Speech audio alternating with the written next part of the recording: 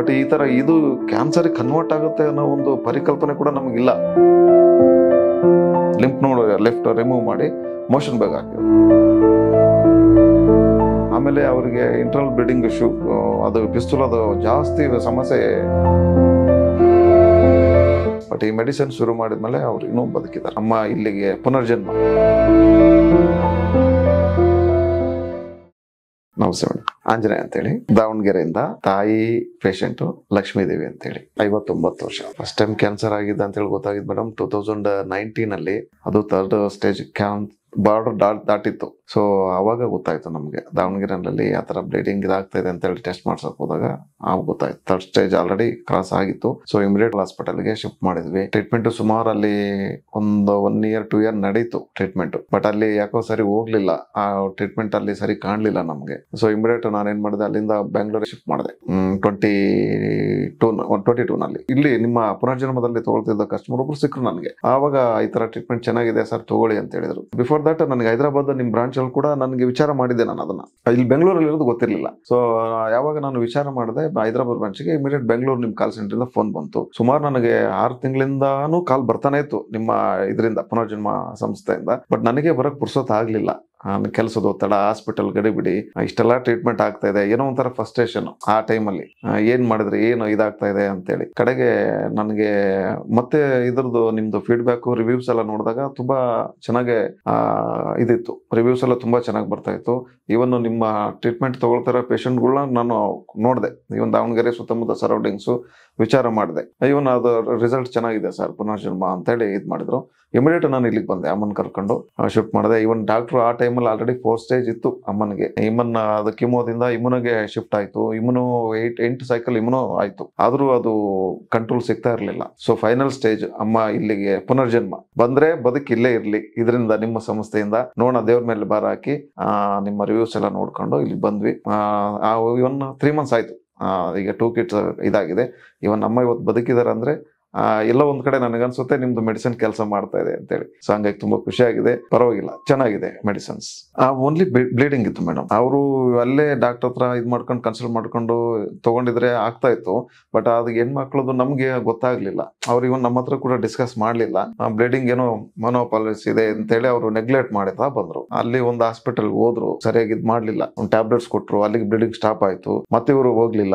Again ಅದು ಮತ್ತೆ ಯಾವಾಗ 3rd ಸ್ಟೇಜ್ ಕ್ರಾಸ್ ಆದ್ಮೇಲೆ ಬ್ಲೀಡಿಂಗ್, ಹೆವಿ ಬ್ಲೀಡಿಂಗ್ ಶುರು ಆಯ್ತು. ಸೊ ಅವಾಗ ನಮ್ಗೆ ಟೆಸ್ಟ್ ಮಾಡ್ಸಕ್ ಗೊತ್ತಾಯ್ತು ಮೇಡಮ್, ಗರ್ಭಕೋಶದ ಕ್ಯಾನ್ಸರ್. ಕಂಟಿನ್ಯೂಸ್ ಟ್ರೀಟ್ಮೆಂಟ್ ಅಲ್ಲೇ ಇದ್ರು. ಇವನ್ ಯಾರು ಕೂಡ ಡಾಕ್ಟ್ರು ಟ್ರೀಟ್ಮೆಂಟ್ ಮಾಡಬಹುದು, ಅವ್ರು ಬದುಕಿರೋವರೆಗೂ ಗ್ಯಾರಂಟಿ ಕೊಡಕ್ ಆಗಲ್ಲ ಅಂತೇಳಿ.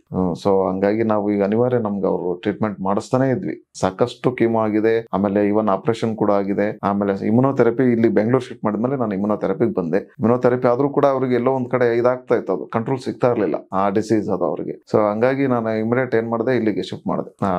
ಬಂದ್ಬಿಟ್ಟು ಟ್ರೀಟ್ಮೆಂಟ್ ಇದು ತಗೊಳಕ್ ಶುರು ಮಾಡಿದ್ರೆ ಅವ್ರಿಗೆ ಸ್ಪ್ರೆಡ್ ಕಡಿಮೆ ಆಗಿದೆ, ಕಂಟ್ರೋಲ್ ಆಗಿದೆ. ಈ ಮೆಡಿಸಿನ್ ಶುರು ಮಾಡಿದ್ಮೇಲೆ ಸ್ಪ್ರೆಡ್ ಆಗ್ತಾ ಇಲ್ಲ, ಸ್ಟಾಪ್ ಆಗಿದೆ ಟ್ರೀಟ್ಮೆಂಟ್. ಆವಾಗ ಅನ್ನಿಸ್ತು ನನಗೆ, ಪೆಟ್ ಸಿಟಿ ರಿಪೋರ್ಟ್ ನೋಡಿದ್ಮೇಲೆ ಅನ್ನಿಸ್ತು ಈ ಮೆಡಿಸಿನ್ ಕೆಲಸ ಮಾಡ್ತಾ ಇದೆ ಅಂತ ಹೇಳಿ. ಸೊ ಹಂಗಾಗಿ ಅವ್ರಿಗೆ ಏನ್ ಮಾಡಿದೆ ಅಂತ ಹೇಳಿದ್ರೆ, ನೆಕ್ಸ್ಟ್ ಈ 2 months ಇಮ್ಯುನೋ ಸ್ಟಾಪ್ ಮಾಡಿಸಿದ್ದೇನೆ. ತುಂಬಾ ಸುಸ್ತಾಗಿದ್ರು. ಇಮ್ಯುನೋ ಸ್ಟಾಪ್ ಮಾಡು, ನೀವು ರೆಸ್ಟ್ ಮಾಡ್ರಿ, ಊಟ ಮಾಡಿ ಈ ಟ್ಯಾಬ್ಲೆಟ್ಸ್ ಕಂಟಿನ್ಯೂ ಮಾಡ್ರಿ ಅಂತ ಹೇಳಿದೆ ನಾನು. ಸೊ ಹಂಗಾಗಿ ಈ ಟ್ಯಾಬ್ಲೆಟ್ಸ್ ಕಂಟಿನ್ಯೂ ಮಾಡಿದೆ. ಕಿಟ್ ಖಾಲಿ ಆಗಿದೆ, ಇವತ್ತು ತಗೊಂಡೋಗಿ ಬಂದಿದ್ದೀನಿ ಮೇಡಮ್. ಬೇರೆ ಯಾರಿಗೂ ಇರ್ಲಿಲ್ಲ ಮೇಡಮ್, ಫ್ಯಾಮಿಲಿ ಬ್ಯಾಕ್ ಗ್ರೌಂಡ್ ಅಲ್ಲಿ ಯಾರಿಗೂ ಇಲ್ಲ. This is first. ನಮಗೂ ಕೂಡ ಇದು ಒಂದು ಹೊಸ ಇದು ನಮ್ಗೆ ಅನುಭವ. ಈ ಒಂದು ಏನಾಗುತ್ತೆ, ನಮ್ಗೆ ಈ ತರ ಬ್ಲೀಡಿಂಗ್ ಆಗ್ತಾ ಇದೆ, ಹೆಣ್ಮಕ್ಳದು ಏನೋ ಪ್ರಾಬ್ಲಮ್ ಇದೆ ಅಂತೇಳಿ ನಾವು ಸುಮ್ಮನಾದ್ವಿ. ಬಟ್ ಈ ತರ ಇದು ಕ್ಯಾನ್ಸರ್ ಕನ್ವರ್ಟ್ ಆಗುತ್ತೆ ಅನ್ನೋ ಒಂದು ಪರಿಕಲ್ಪನೆ ಕೂಡ ನಮಗಿಲ್ಲ. ಸೊ ಇದೊಂದು ಹೊಸದು ನಮ್ಗೆ. ಇದ್ರೊಟ್ಟಿಗೆ ಹೋರಾಡ್ತಾ ಸುಮಾರು ಇಲ್ಲಿಗೆ 6 ವರ್ಷ ಆಯ್ತು. ಇಲ್ಲಿವರೆಗೂ ಬಂದಿದ್ಕೊಂಡಿದೆ. ಗೊತ್ತಿತ್ತು, ನನಗೆ ಬೆಂಗಳೂರಲ್ಲಿ ಬ್ರಾಂಚ್ ನಿಮ್ದು ಇರೋದು ಗೊತ್ತಿರ್ಲಿಲ್ಲ. ಹೈದರಾಬಾದ್ ಅಲ್ಲಿ ನಮ್ಮವ್ರು ಇದಾರೆ. ಇವನ್ ಹೈದರಾಬಾದ್ ನಿಮ್ ಬ್ರಾಂಚ್ ಗೊತ್ತಾಯ್ತು ನನಗೆ. ಸೊ ಅಲ್ಲಿ ನಾನು ಎನ್ಕ್ವೈರಿ ಮಾಡಿದೆ. ಅಲ್ಲಿ ಎನ್ಕ್ವೈರಿ ಮಾಡಿದ ತಕ್ಷಣ ಇಲ್ಲಿಂದ ಫೋನ್ ಬಂತು ನನಗೆ. ಬೆಂಗಳೂರಲ್ಲಿ ಬ್ರಾಂಚ್ ಇರೋದು ಕೇಳಿ ಖುಷಿ ಆಯ್ತು ನನಗೆ. ನಿಮ್ದು ಸಂಸ್ಥೆಯಿಂದ ಕಾಲ್ ಬಂದು 3 ತಿಂಗಳಾದ್ಮೇಲೆ ನಾನು ಇಲ್ಲಿ ಬಂದಿದ್ದೇನೆ. ನನಗೆ ಈಗ ಅನಿಸ್ತದೆ ಇಮಿಡಿಯೇಟ್ ಅವಾಗಲೇ ಟ್ರೀಟ್ಮೆಂಟ್ ಶುರು ಮಾಡಿದ್ರೆ ಇನ್ನೂ ಸ್ವಲ್ಪ ಬೆಟರ್ ಆಗ್ತಿತ್ತು ಅಂತೇಳಿ. ಕಂಡೀಷನ್ ಅಷ್ಟು ಇದಿರ್ಲಿಲ್ಲ ಮೇಡಮ್. ಅವರು ತುಂಬಾ ಸುಸ್ತಾಗಿದ್ರು. ಪರವಾಗಿಲ್ಲ, ಓಡಾಡ್ತಾ ಇದ್ರು, ಇದ್ ಮಾಡ್ತಾ ಇದ್ರು. ಬಟ್ ಅವ್ರಿಗೆ ಡಿಸೀಸ್ ಇನ್ಕ್ರೀಸ್ ಆಗ್ತಾನೆ ಇತ್ತು. ಅದು ಸಮಸ್ಯೆ ಆಗಿದ್ದು ಅವರಿಗೆ. ಸೊ ಹಂಗಾಗಿ ನನಗೆಲ್ಲೋ ಒಂದ್ ಕಡೆ ಇಲ್ಲಿ ಹೋಗ್ಬೇಕು ಅಂತೇಳಿ ಮಾಡ್ಕೊಂಡು ನಾವು ಇಲ್ಲಿಗೆ ಬಂದ್ವಿ. ಇಲ್ಲಿ ಬಂದ್ಮೇಲೆ ಸ್ವಲ್ಪ ಅವರಿಗೆ ಡಿಸೀಸ್ ಈಗ ಡಿಕ್ರೀಸ್ ಆಗ್ತಾ ಇದೆ, ಸ್ಪ್ರೆಡ್ ಆಗೋದು ಸ್ಟಾಪ್ ಆಗಿದೆ. ಫಿಸಿಕಲ್ ಚೇಂಜಸ್ ಸ್ವಲ್ಪ ಆಕ್ಟಿವ್ ಆಗಿದ್ದಾರೆ ಅವ್ರು. ಮಲ್ಟಿಪಲ್ ಮತ್ತೆ ಅವ್ರಿಗೆ ಏನಾಗಿದೆ ಅಂತ ಹೇಳಿದ್ರೆ, ಯಾವಾಗ ಅಲ್ಲಿ ಆಯ್ತು ಅವ್ರಿಗೆ ತುಂಬಾ ಪೇನ್ ಶುರು ಆಯ್ತು. ಆ ಯೂರಿನ್ ಇದು ಇಂಟರ್ನಲ್ ಇದಾಗಿ ಮೆಂಟಲ್ ಬ್ಲೀಡಿಂಗ್ ಇದಾಗಿ ತುಂಬಾ ಸಮಸ್ಯೆ ಆಯ್ತು. ಸೊ ಡಾಕ್ಟರ್ ಏನ್ ಮಾಡಿದ್ರು, ಇಮಿಡಿಯೇಟ್ ಇಲ್ಲ ನಾವು ಸರ್ಜರಿ ಮಾಡಿ ಮೋಷನ್ ಬ್ಯಾಗ್ ಇದು ಮಾಡಿದ್ವಿ ಅಂತೇಳಿ ಸರ್ಜರಿ ಲಿಂಪ್ ನೋಡ್ ರಿಮೂವ್ ಮಾಡಿದ್ರು ಲಿಂಪ್ ನೋಡ್ ಲೆಫ್ಟ್ ರಿಮೂವ್ ಮಾಡಿ ಮೋಷನ್ ಬ್ಯಾಗ್ ಹಾಕಿದಾದ್ರೂ ಕೂಡ ಮತ್ತೆ ಅಲ್ಲೇ ಕಿಮೋ ಮತ್ತೆ ಕಂಟಿನ್ಯೂ ಮಾಡಿದ್ರು ಕೂಡ ಅದು ಮತ್ತೆ ಅದು ಹಿಂಗ್ ಸ್ಪ್ರೆಡ್ ಆಗ್ತಾನೆ ಹೋಯ್ತು. ಅದಕ್ಕೆ ನನಗೆ ಯಾಕೋ ಟ್ರೀಟ್ಮೆಂಟ್ ಸರಿ ಹೋಗ್ಲಿಲ್ಲ, ಇಮಿಡಿಯೇಟ್ ಆಗಿ ಶಿಫ್ಟ್ ಮಾಡಿದೆ. ಗೊತ್ತಿರೋದ್ರಿಂದ ನಮ್ಮ ರಿಲೇಷನ್ ಒಬ್ರು ಶಿಫ್ಟ್ ಮಾಡಿದ್ರು ಕೂಡ ಅವರು ಮತ್ತು ಅದು ಕಂಟ್ರೋಲ್ ಸಿಗ್ತಾ ಇರಲಿಲ್ಲ. ಸೊ ಆಮೇಲೆ ಡಾಕ್ಟರ್ ಹತ್ರ ಡಿಸ್ಕಸ್ ಮಾಡಿ ಇಮ್ಯುನೋಥೆರಪಿಗೆ ಹೋದ್ವಿ ನಾವು. ಇಮ್ಯುನೋಥೆರಪಿಗೆ ಹೋದ್ಮೇಲೆ ಸ್ವಲ್ಪ ಅವರು ಚೇತರಿಸ್ಕೊಂಡ್ರು ಅಮ್ಮ. ಆಮೇಲೆ ಅವರಿಗೆ ಇಂಟರ್ನಲ್ ಬ್ಲೀಡಿಂಗ್ ಅದು ಪಿಸ್ತೂಲ್ ಅದು ಜಾಸ್ತಿ ಸಮಸ್ಯೆ ಕೊಡ್ಲಿಕ್ಕೆ ಶುರು ಆಯ್ತು. ಇಮಿಡಿಯೇಟ್ ಅವ್ರು ಏನ್ ಮಾಡಿದ್ರು ಅಂತ ಹೇಳಿದ್ರೆ, ಇದ್ರ ಆಪ್ಷನ್ ಬೇರೆ ಯಾವುದಿಲ್ಲ, ಯೂರಿನ್ ಬ್ಯಾಗ್ ಹಾಕ್ಬೇಕು ಅಂತ ಹೇಳಿ. ಸೊ ಮತ್ತೆ ಅದಕ್ಕೂ ನಾವು ಇದು ಮಾಡಿದ್ವಿ, ಯೂರಿನ್ ಬ್ಯಾಗ್ ಹಾಕ್ಸಿದ್ರು. ಯೂರಿನ್ ಬ್ಯಾಗ್ ಹಾಕಿ ಇದು ಮಾಡಿದ್ಮೇಲೆ ಅದು ಇಮ್ಯುನೋ ಕಂಟಿನ್ಯೂ ಮಾಡಿದ್ರು ಕೂಡ ಅವರು ತುಂಬಾ ಸುಸ್ತಾಗ್ತಾನೆ ಹೋದ್ರು.